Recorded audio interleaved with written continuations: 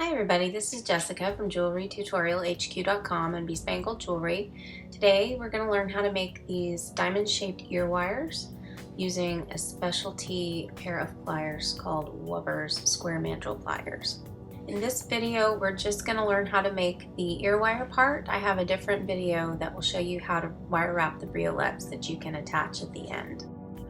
I will link to that in the notes, along with a link to the blog post where you can find the list of supplies and more tips.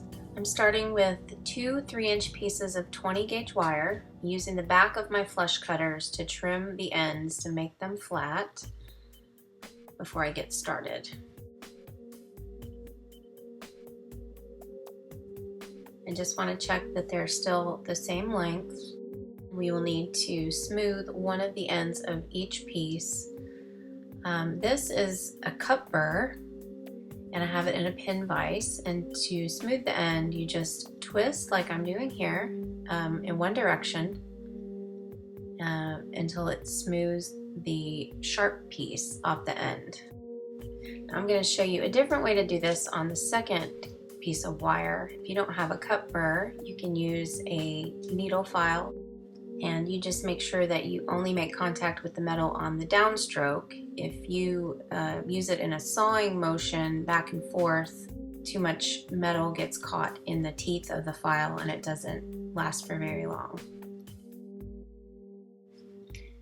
And one final option, if you don't have a needle file or a cup burr, you can just use a nail file, which is basically very fine grit sandpaper, and just smooth the end just like this.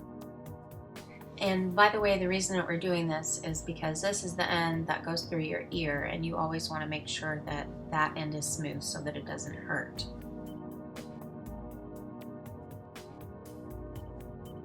So now for the fun part, we're going to make this into an ear wire.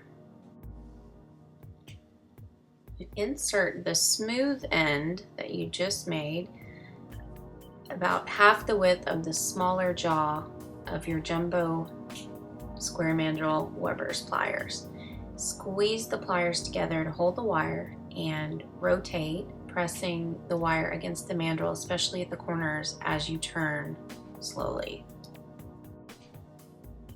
After you finish the third side, you'll need to take the wire out and reposition it in the pliers so that you can bend that final little piece.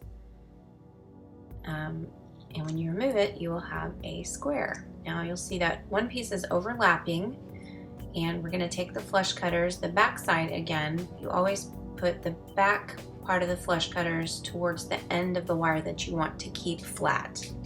And we're going to trim it, leaving a tiny little space, about 1 millimeter, just like this.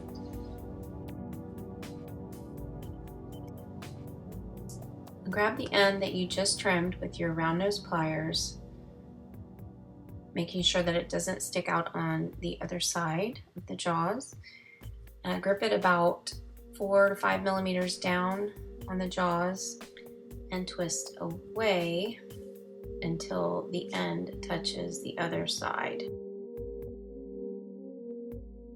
Now, if you're using dead soft wire, you definitely want to work harden the metal. You can hammer it against a bench block. This is just a regular ball peen hammer that I'm using. This just helps stiffen the metal and make sure that it will keep its shape. And I'm actually using half hard wire, and I will have more information on all of these tips in the blog post that's linked in the comments. Just give it a few taps against the bench block. Make sure that it retains its shape. If sometimes hammering can distort the shape and stretch it out, if that's the case, you can just use your square Wubbers and squeeze against the sides and put it back in its shape. Now we have finished one ear wire. You obviously are going to do the exact same for the other piece, and to attach your drop, you can use your round nose pliers, open up the loop that you made, slip on the briolette or other drop or charm, and squeeze that loop back in place, and you have a really unique earring with a cool diamond-shaped ear wire. hope you enjoyed this project and that you'll come back and see me again soon. Be sure to subscribe if you liked what you saw. Thanks so much for watching.